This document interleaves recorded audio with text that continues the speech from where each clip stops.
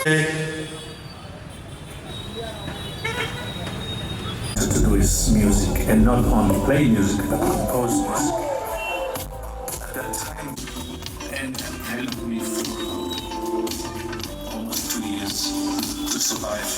Sounds of the 50s, the sounds of the 60s, of the 70s, and then why don't I use the synthesizer, which is the sound of the future. And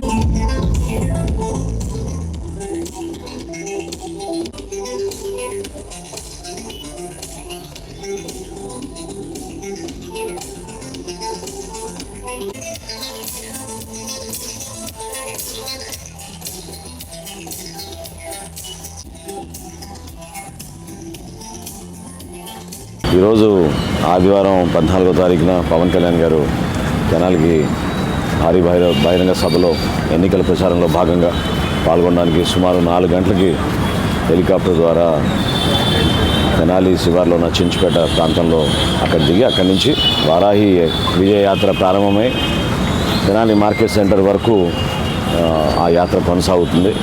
సుమారు 6ంటికి బహిరంగ సభ నియోజకవర్గం నుంచి చాలామంది జన సైనికులు, వీర మహిళలు, అదేవిధంగా పవన్ కళ్యాణ్ గారిని చూడడానికి అనేక మంది అభిమానులు ఈ ప్రాంతానికి తరలి వస్తున్నారు.